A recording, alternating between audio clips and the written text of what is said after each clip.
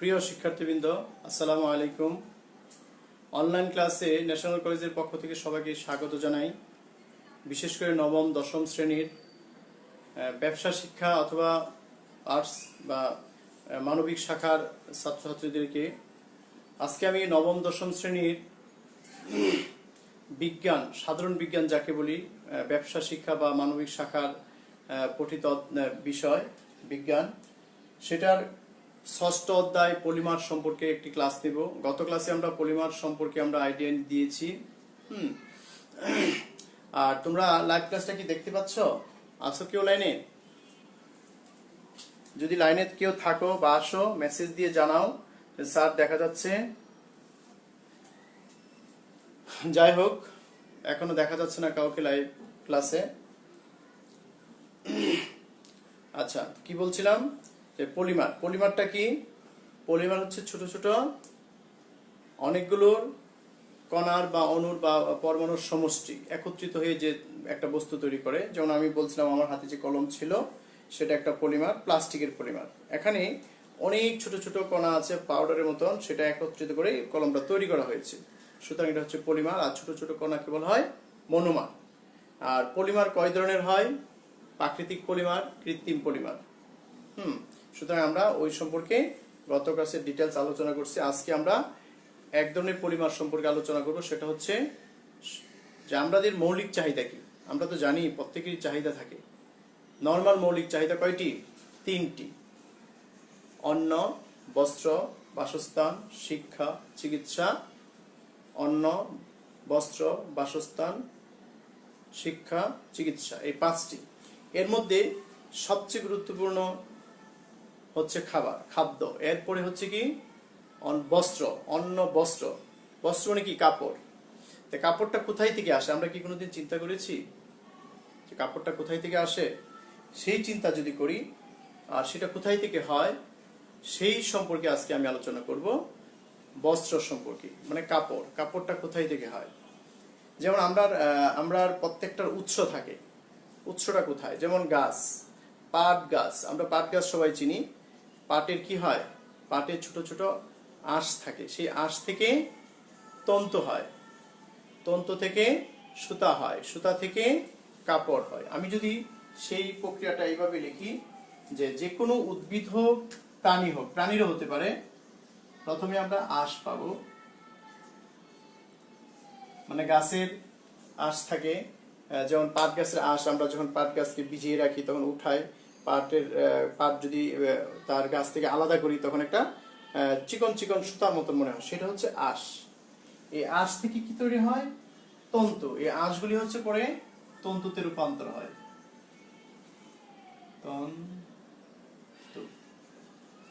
তন্তু থেকে আমরা পাই সুতা, সুতা থেকে কাপড়। ঠিক আছে? সুতরাং কোন উৎসটা কোথায়? প্রথমে আঁশ হয়। যদি গাছে আঁশ না থাকে সে তন্তু হবে না, সুতা হবে না, কাপড় হবে না। সুতরাং আঁশ পেলে তন্তু পাবো, তন্তু পেলে সুতা, সুতা থেকে কাপড়। এখন আঁশ থেকে কিভাবে তন্তুতে রূপান্তর করে, তন্তু থেকে কিভাবে সুতা তৈরি করে, সেই নিয়ম এক এক উৎসের এক এক রকম। কাপড় তৈরি করে, কাপড়ে বুননো সে একই রকম। আমরা তন্তু বলতে কি বুঝি? নরমালি তন্তু বলতে ক্ষুদ্র আঁশকে বুঝি। এই আঁশ থেকে যা তৈরি হয় সেটাই তন্তু। কিন্তু বিজ্ঞানের ভাষায় তন্তু বলতে আমরা কি বুঝি? বস্ত্র শিল্পের তন্তু বলতে বুনন এবং বয়ন কাজে ব্যবহৃত অংশকে বোঝায়। বুনন তন্তু। বস্ত্র শিল্পের তন্তু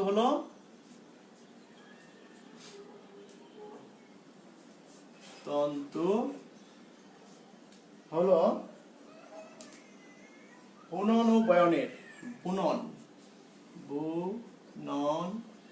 ও বয়নের, বুনন ও বয়নের কাজে ব্যবহৃত আঁশসমূহকে বোঝায়। কাজে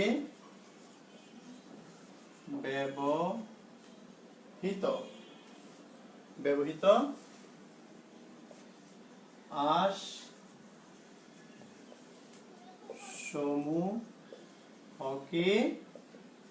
বোঝায়।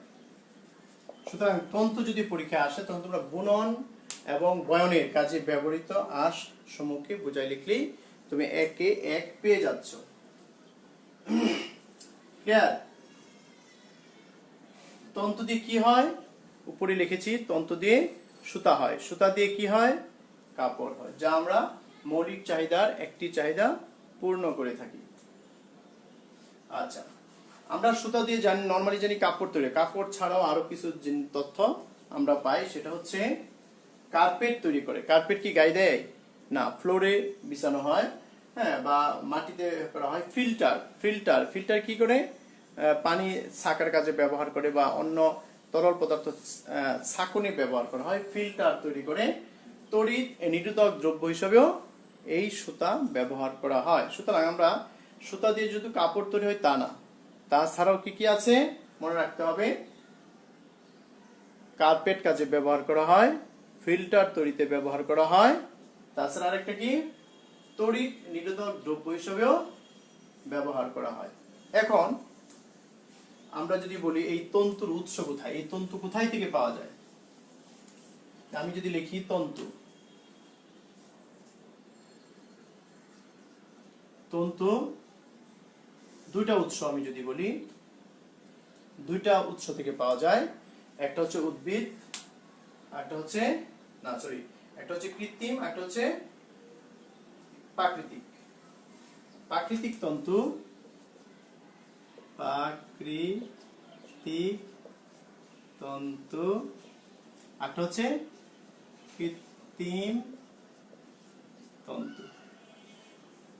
এখন বলো প্রাকৃতিক তন্তু কি কি? প্রাকৃতিক মানে প্রকৃতি থেকে যে তথ্য উপাদান পাওয়া যায়। যেমন আমি গাছ রোপণ করছি ঠিকই, কিন্তু গাছটা কিন্তু আমি বড় করার জন্য বা মোটা তাজা করার জন্য আমার খাবার দিতে হবে, কিন্তু হবে প্রাকৃতিক ভাবে, আল্লাহর নিয়ামত যাকে আমরা বলি। সেই প্রাকৃতিক তন্তুগুলো কি কি? যেমন পাটের যে আঁশ হয়, পাট বলে তুলা, পাট তুলা, তারপর মনে করো এটা হলো উদ্ভিদ তন্তু। পাট তুলা, পাট, আমি একটা করে লিখি, পাট তুলা কি উদ্ভিদ থেকে হয়, তাই না? সুতরাং প্রাকৃতিক তন্তুকে আবার দুই ভাগে ভাগ করতে পারি। একটা হচ্ছে উদ্ভিদ তন্তু, যেমন উদ্ভিদ তন্তু হচ্ছে পাট তুলা। একটা হচ্ছে প্রাণীজ তন্তু, প্রাণীজ তন্তু। সেটা কি? প্রাণীজ তন্তু কি? পশম, যাকে আমরা পশম বলি, তাই না? পশম অথবা গুটি, পশম, রেশম। যেমন কি এটা হচ্ছে পশম, দুইটার নাম মনে রাখলে হবে, পশম আর একটা কি? রেশম। রেশম, ঠিক আছে? পশম, রেশম। রেশম হচ্ছে একটা গুটি পোকা, এটা কিন্তু একটা প্রাণী, হ্যাঁ, যদিও একটা উদ্ভিদ বক্ষণ করে তারপর সেই এটা হয়। পশম, রেশম দুটো হচ্ছে কি? উদ্ভিদ। আমরা কি পেলাম? তন্তু দুই প্রকার, প্রাকৃতিক তন্তু, কৃত্রিম তন্তু। প্রাকৃতিক তন্তু আবার দুই প্রকার, উদ্ভিদ তন্তু, প্রাণীজ তন্তু। এখন কৃত্রিম তন্তু কিন্তু দুই প্রকার। কৃত্রিম কোনগুলি সেটা আগে জানা দরকার। কৃত্রিম যেমন আমরা লাইলন, রেয়ন অথবা পলিস্টার, এই জাতীয় যে আমরা কাপড়গুলি ব্যবহার করি। যেমন আমি কি দেখাবো, এরকম উপকরণ আমার কাছে নেই, হ্যাঁ, সেটা যদি হয়, যেমন পাট তুলা তো আমরা চিনি। তুলা বলতে কি? সুতি কাপড় যেগুলি হয় তুলা দিয়ে হয়। যে আমি গায়ে যে সুতির জামাটা আছে, টি শার্টটা, সেটাও কিন্তু সুতি, তার মানে তুলা দিয়ে তৈরি হয়। আর প্রাণীজ তন্তু পশম, রেশম। পশম সম্পর্কে আমরা জানি, এই সম্পর্কে আমি আলোচনা যদি করতে চাই, পশমটা হচ্ছে আচ্ছা একটু পরে বলি। আর কৃত্রিম তন্তুটা একটু শেষ করে নেই। কৃত্রিম তন্তু দুই প্রকার। কৃত্রিম তন্তু দুই প্রকার। কৃত্রিম বলতে কি কি বুঝি আমরা, সে নাম যদি আমরা কিছু লিখি তবে ভালো হবে। সেটা হলো রেয়ন, কোথায় লিখবো? এখানে লিখি। এটা হচ্ছে সেলুলোজ। কৃত্রিম তন্তু দুই প্রকার, সেলুলোজ, নন সেলুলোজ। সেলুলোজিক তন্তু, সেলুলোজিক বানানটা হয় নাই,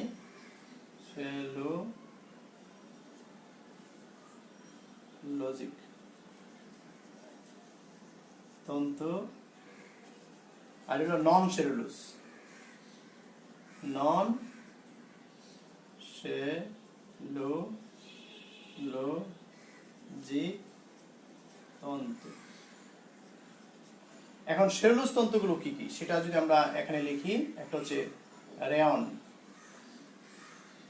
রেয়ন মানে সেটা এই যে আমাদের অনেক প্লাস্টিকের দড়ি বলি না, রশি, প্লাস্টিকের রশি, ওই রশিটা হচ্ছে রেয়ন, রেয়ন। তারপর এসিটেট রেয়ন, মানে অনেক জাতের রেয়ন আছে, রেয়নও অনেক প্রকার আছে, ওই রেয়নগুলি আমরা এটাতে ব্যবহার করি। Rayon, acetate rayon, viscose rayon, viscose rayon, এগুলো অনেকগুলি রেয়ন আছে। আর নন সেলুলোজ এগুলো হচ্ছে এই রেয়নগুলি দেখবা যে তোমাদের সেলুলোজ তন্তু বলতে কি, এই এক ধরনের তুলা আঁশ, যেরকম আঁশ থাকে না, তুলার যেরকম আঁশ থাকে, পাটের যেরকম আঁশ থাকে, সেই রকম হয় সেলুলোজ তন্তুগুলো, রেয়নগুলি। এটা নরমালি উদ্ভিদ এবং প্রাণীর আঁশের মতন হয়। আরেকটা হচ্ছে পলিস্টার, লাইলন, পলিস্টার, এটা হচ্ছে কি non cellulose.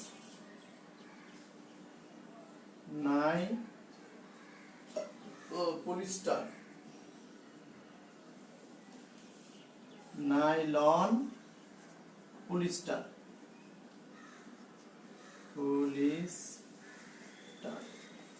Nylon, polyester, nylon, polyester, দুইটা শব্দ আমরা আপাতত শিখি, লাইলন, পলিস্টার।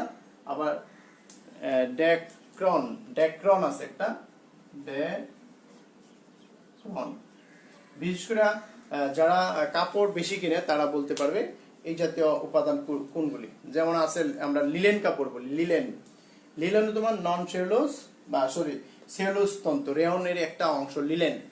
লিলেনের শার্ট বা লিলেন জামা কি আরামদায়ক হয় না, সেটা হচ্ছে কৃত্রিম তন্তু।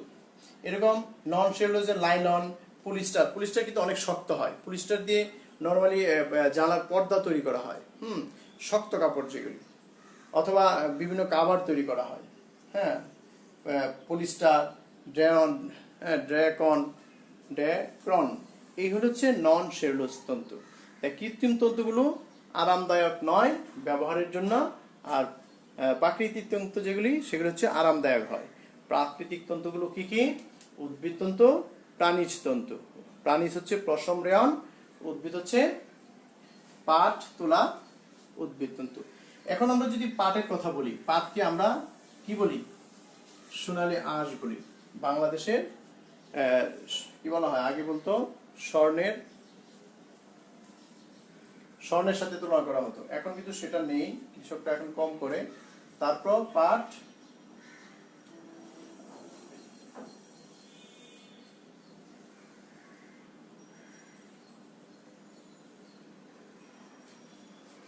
আচ্ছা, পাট সম্পর্কে একটু বই থেকে পড়ে নেবেন। পাট, তুলা, হ্যাঁ, তুলা হচ্ছে সুতা তৈরি আরেকটা উপাদান। এতে অনেকগুলো কি থাকে, সুতা একত্রে থাকে, ফিতার মতন পেঁচানো থাকে, যাকে মুচর বলা হয়, মুচর আকারে থাকে। পাট, তুলা, রেশম, শুধু রেশমের কথা বলি। রেশম আগে যারা রাজা বাদশাহ থাকতো, রাজা বাদশার সম্রাট আকবর, বাবর, জাহাঙ্গীর, ওই আমলে বেশি ব্যবহার করতো রেশমের পোশাক। এখনো যদি আমরা এই আগের দিনের কোনো সিরিয়াল দেখি, তখন দেখা যাবে বড় জুব্বা পরে, অনেক চকচকে দেখা যায়, ওইগুলো হচ্ছে রেশম। রেশম হচ্ছে এক ধরনের পোকার নাম। রেশম পোকা থেকে গুটি তৈরি হয়, গুটি থেকে রেশমের সুতা তৈরি হয়, একটা গুটি সুতা তৈরি হয়। তা এটার প্রক্রিয়া আছে। শুধু এটা জানো, রেশম হচ্ছে এক ধরনের পোকা, যা আমরা প্রজাপতির মতন হয়। হ্যাঁ, প্রথম পোকা হয়, পোকা একটা বাসা বাঁধে, বাসা বাঁধে একটা গুটি তৈরি করে, এরকম গুটি তৈরি করে তারপর এই থেকে প্রজাপতিটা বের হয়ে যায়। তারপর এই গুটিটাকে সুতায় রূপান্তর করা হয়।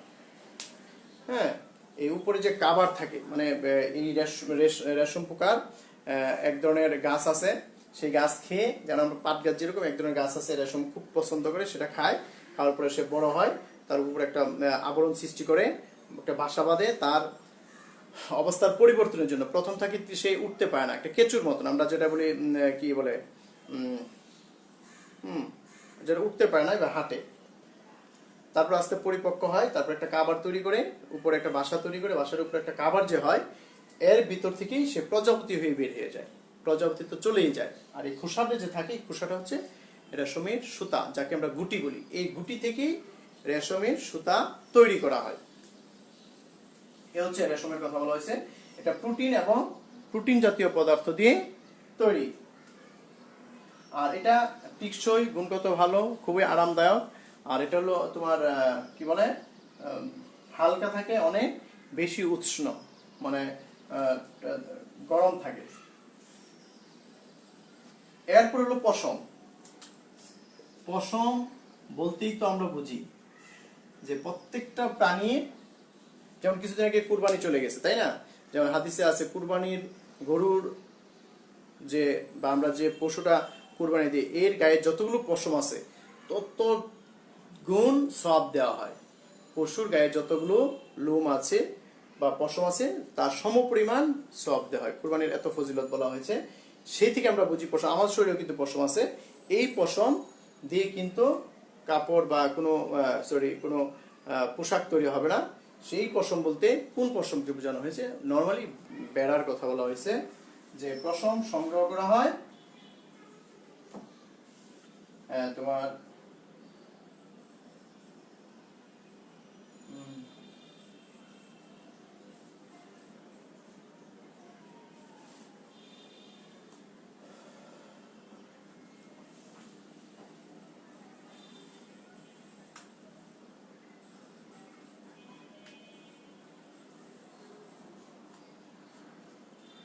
মেশ, মেশ জাতীয় পদার্থ, মেশ বা মেশ থেকে, মেশ বা বেড়া থেকে, মেশ বলি আমি যদি, মেশ এর গায়ে থেকে কি তৈরি করা হয়? পশম সংগ্রহ করা হয়।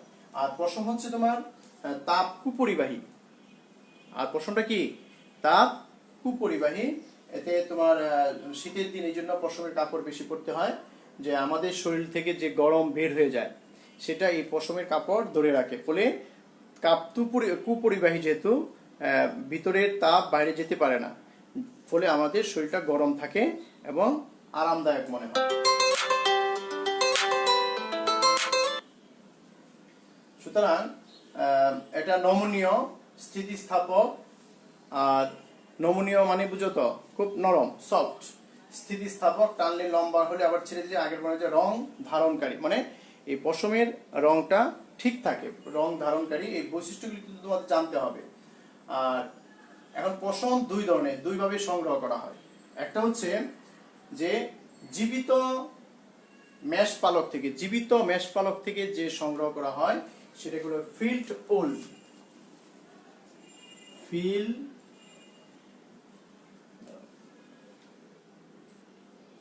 ফ্লিস, ফ্লিস লিখছে না, ফ্লিস উল। এই ফ্লিস উল হচ্ছে জীবিত মেষপালক থেকে যেটা সংগ্রহ করা হয় সেটা হলো ফ্লিস উল। যে জীবিত মেষপালক থেকে যে লোম সরিয়ে যে পশম পাওয়া যায়, তৈরি করা হয়, তাকে ফ্লিস উল বলা হয়। ক্লিয়ার? জীবিত মেষপালক থেকে যে লোম বা পশম তৈরি, লোম সরিয়ে যে পশম তৈরি করা হয় তাকে ফ্লিস উল বলা হয়। আরেকটা হচ্ছে উল্ড উল। উল্ড উল, এই দুইটা শব্দ কিন্তু ইম্পর্টেন্ট। যে মৃত যদি মেষপালক মরে যায়, হ্যাঁ, সেই থেকে যা তৈরি করা হয়, যে মৃত বা জবাই করার পর মেষপালক থেকে যে লোম সংগ্রহ করা হয়, মেষপালক তো জবাই করে মাংস খায়, তখন যদি আমরা লোম সংগ্রহ করি ওই থেকে, হ্যাঁ, ওখান থেকে যে লোম সংগ্রহ করি সেটা হচ্ছে কি? উল্ড উল। সুতরাং দুই ধরনের উল পাওয়া যায়। মানুষের চুল বা নখের,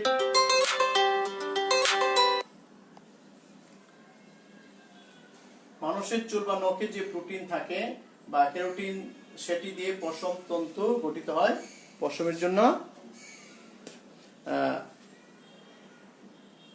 আচ্ছা, এরপরে আসলে হলো কি? উদ্ভিদ। এই লোকটা যে আমরা দুই ধরনের প্রাণীজ তন্তু পেলাম, পশম, একটা হচ্ছে রেশম। এরপরে কৃত্রিমের কথা যদি বলি, লাইলন, রেয়ন, লাইলন, কৃত্রিম নন সেলুলোজ তন্তুর মাঝে লাইলন সর্বপ্রথম। কৃত্রিম যে আমরা নন সেলুলোজ তন্তু পাবো তার মধ্যে লাইলন কি সর্বপ্রথম। সাধারণত এটা এডিপিট অ্যাসিড হেক্সামিথিলিন ডাইএমিন নামক রাসায়নিক পদার্থের পলিমারকরণ প্রক্রিয়ার মাধ্যমে লাইলন তৈরি করা হয়। এখানে লাইলনের যে তৈরির প্রক্রিয়াটা, মূল উপাদানটা কি সেটা কি বলছে, তোমাদের বইয়ের 135 পৃষ্ঠায় দেওয়া আছে যে সাধারণত এডিপিক অ্যাসিড হেক্সামিথিলিন ডাইএমিন নামক রাসায়নিক পদার্থ, এই রাসায়নিক পদার্থের নাম কিন্তু তোমাদের ভালো করে মুখস্থ রাখতে হবে। রাসায়নিক পদার্থের পলিমারকরণ প্রক্রিয়ায়, পলিমারকরণ আগে বুঝাইছি যে একাধিক অণু, অনেক অণু একত্রিত হয়ে যে জিনিসটা তৈরি হয়, পলিমারকরণ প্রক্রিয়ার মাধ্যমে লাইলন তৈরি করা হয়। লাইলনকে প্রধানত দুই ভাগে ভাগ করছে, লাইলন 66, লাইলন 6। Nylon 66, nylon 6।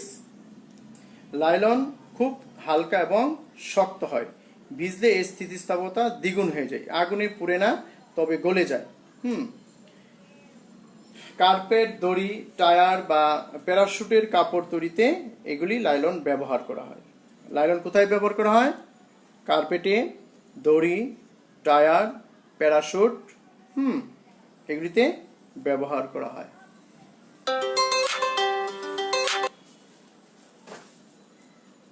আমরা লাইলন সম্পর্কে পড়লাম। এখন যদি আমি পড়ি রেয়ন, রেয়নটা ইম্পর্টেন্ট। রেয়নটা কোথায় থেকে পাওয়া যায়? আগে বলছিলাম কি লাইলন, নাইলন, এটা কোথায় থেকে পাওয়া যায়? দুইটি উপাদানের কথা বলা হয়েছিল, একটা হচ্ছে এডিপিক অ্যাসিড ও হেক্সামিথিলিন। এই দুই ডাইএমিন, হেক্সামিথিলিন ডাইএমিন, এই বিক্রিয়া করে পলিমারকরণের মাধ্যমে লাইলন তৈরি করা হয়। লাইলন দুই প্রকার, একটা হচ্ছে লাইলন 66, লাইলন 6। লাইলন দুই প্রকার, লাইলন দুই প্রকার কি? এক নম্বর হচ্ছে নাইলন 6, দুই নম্বর হচ্ছে নাইলন শুধু 6। এই দুইটা নাম দিচ্ছে, যে আবিষ্কার করছে সে নাম দিচ্ছে, তাই না? তারপর আসলে রেয়নটা কি, রেয়নটা একটু আলোচনা করি। কৃত্রিম তন্তুর মধ্যে রেয়ন হলো প্রধান এবং প্রথম বস্তু। লাইলনের আগে কিন্তু রেয়ন আবিষ্কার করা হয়। এটা উদ্ভিদ সেলুলোজ প্রাণীজ পদার্থ থেকে তৈরি করা হয়, মানে উদ্ভিদের সেলুলোজ এবং প্রাণীজ পদার্থ দিয়ে রেয়ন তৈরি করা হয়। 3 প্রকারের রেয়ন পাওয়া যায়। কয় প্রকারের রেয়ন পাওয়া যায়? একটা হলো ভিসকোজ, এক নম্বরটা কি ভিসকোজ, দুই নম্বরটা কি কিউপ্রামোনিয়াম, কিউপ্রামোনিয়াম। 3 নম্বরটা কি? নামগুলি মুখস্থ করতে হবে। কিউপ্রামোনিয়াম। 3 নম্বরটা হচ্ছে এসিটেট, এসিটেট। এই 3টা প্রকারের রেয়ন পাওয়া যায়। রেয়নের উদ্ভিদ সেলুলোজ এবং প্রাণীজ পদার্থ দিয়ে তৈরি। কি দিয়ে তৈরি হয়? উদ্ভিদ সেলুলোজ এবং প্রাণীজ পদার্থ দিয়ে তৈরি। আর লাইলন কিন্তু পুরোটাই রাসায়নিক উপাদান দিয়ে তৈরি। এগুলো খুব সুন্দর, উজ্জ্বল এবং মনোরম, অভিজাত, আকর্ষণীয় হয়। মানে রেশম পোকা থেকে যে কাপড় তৈরি যেরকম উজ্জ্বল হয়, সুন্দর হয়, সেটাও একই রকম। যে রেয়নটাও সেই একই রকম। লঘু অ্যাসিডের সাথে তেমন কোনো বিক্রিয়া হয় না, তবে ধাতব লবণে রেয়ন সহজে বিক্রিয়া করে অধিক উত্তাপে রেয়ন গলে যায়। অধিক উত্তাপে রেয়ন গলে যায়, তবে রেয়ন কাপড়ে বেশি গরম ইস্ত্রি ব্যবহার করা যায় না। এই যে রেয়ন কাপড় জাতীয় কাপড়গুলো আমরা গরম ইস্ত্রি বেশি ব্যবহার করতে পারো না, তো পুড়ে যাবে। এ হলো রেয়নের কথা। আগামী ক্লাসে আমরা তন্তু থেকে কিভাবে সুতা তৈরি হয় সেই সম্পর্কে আলোচনা করব। তো তোমাদের বাড়ি কাজ যদি দেওয়া হয়, তন্তুর বিভিন্ন প্রকারভেদ,